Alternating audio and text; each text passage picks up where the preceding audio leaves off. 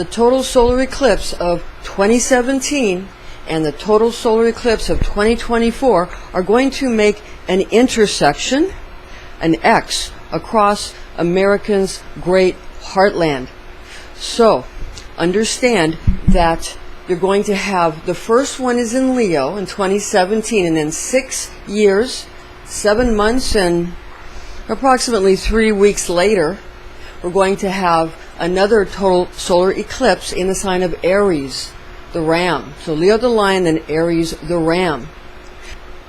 Now regarding these solar eclipses, there's going to be a very intense energy in the 5th house, and also with the Archangel Michael who rules the sun, and also with the Archangel Gabriel who rules the moon, or Luna, and Sol is also another name for the sun, and also the Archangel Verchiel rules Leo.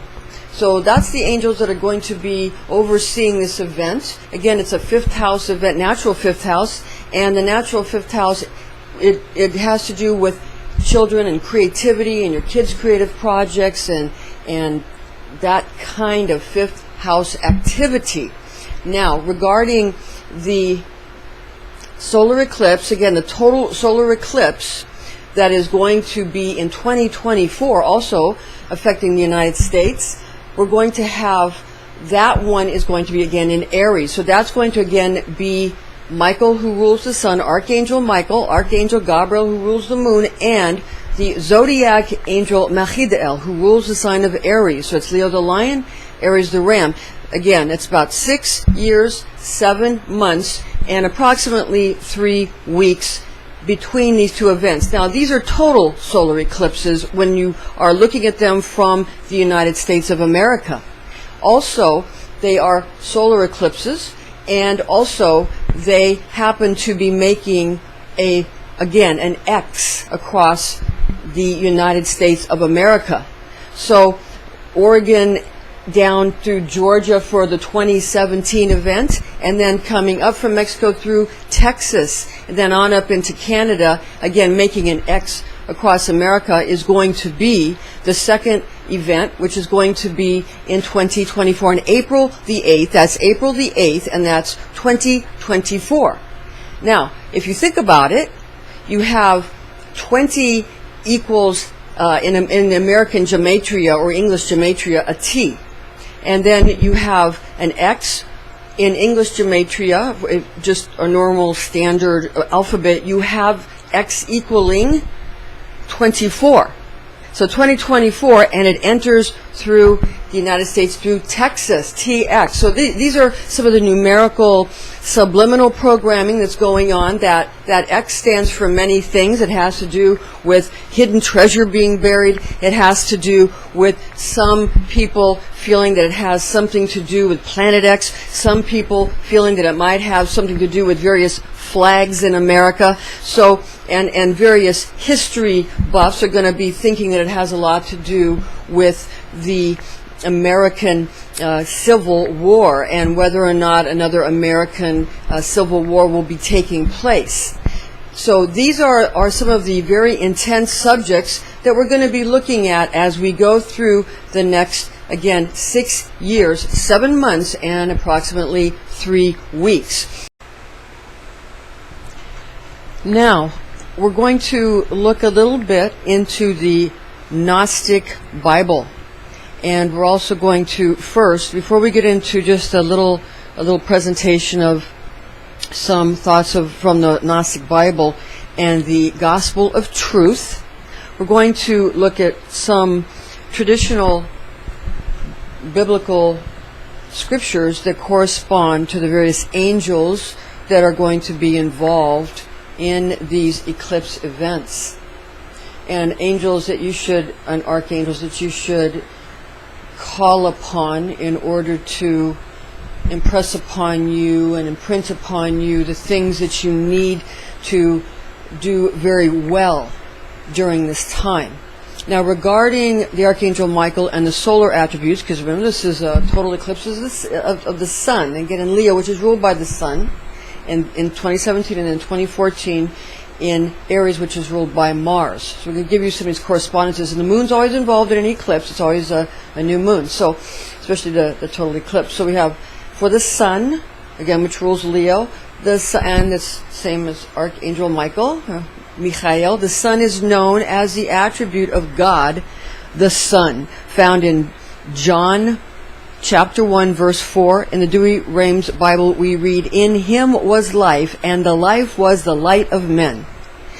Now, Archangel Gabriel is also mentioned in the New Testament. We read in St. Luke, Gospel 1, verse 26 of the Douay-Rheims Bible, "And in the 6th month, the angel Gabriel was sent from God into a city of Galilee called Nazareth." Mars is known as the attribute of God the warrior.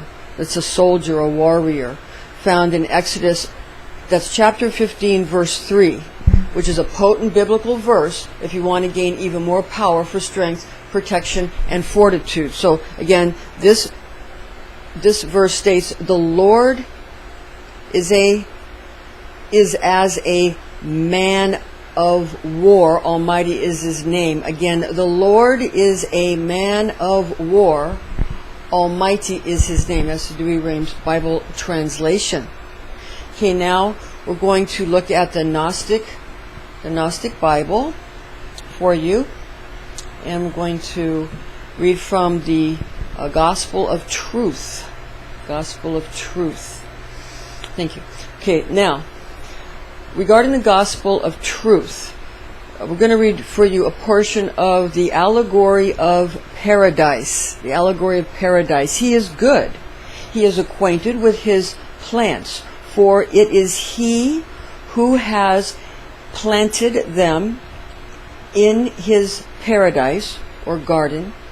Now his paradise is his realm of repose, is the perfection within the Father's thought, and they, meaning his plants, are the verbal expressions of his meditation. Each of his verbal expressions is the product of his will and the manifestation of his speaking. His speaking.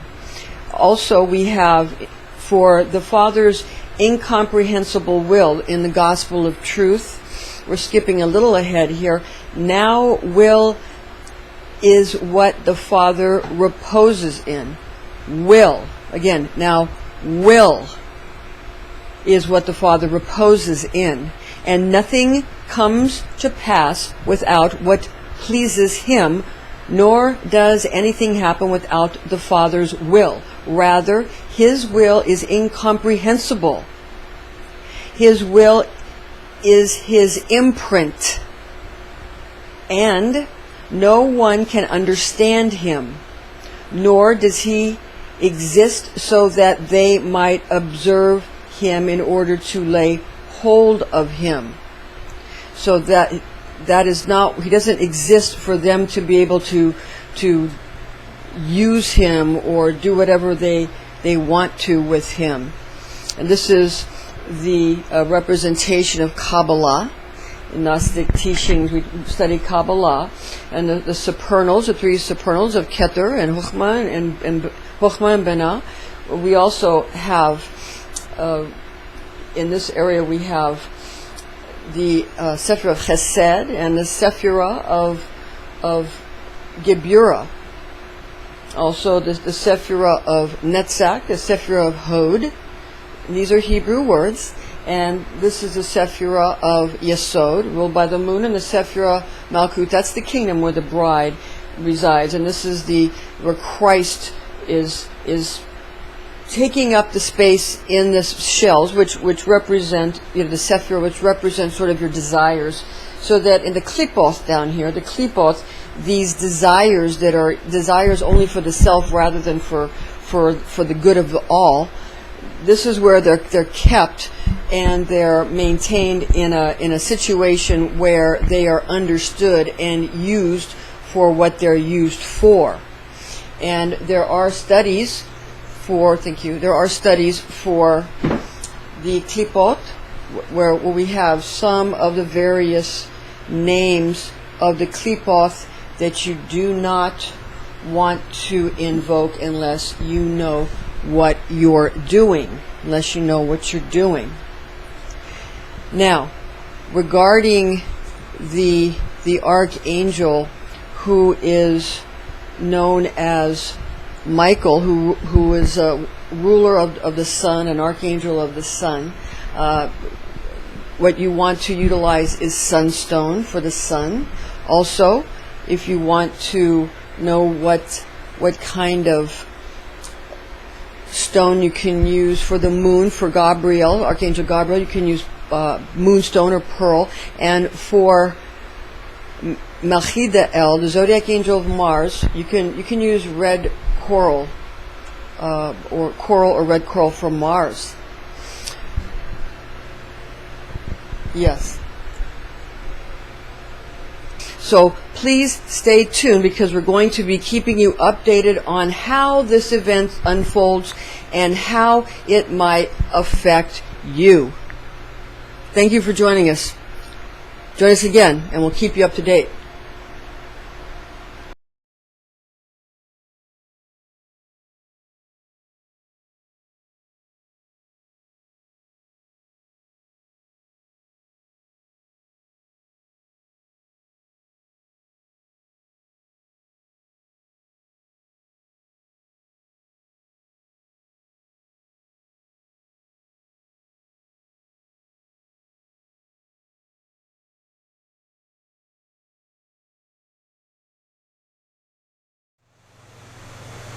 Good morning. This is Pastor Rosemary. This is Psalm 11.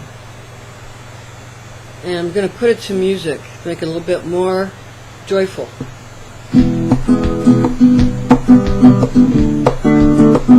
Just off the top of my head, making it up as we go along.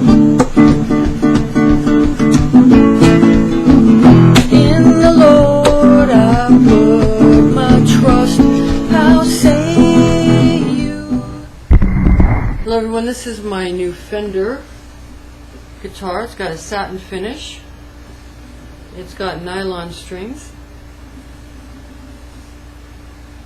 It's a beautiful guitar. It's 3/4 size, and it's very comfortable to play, and I love my guitar.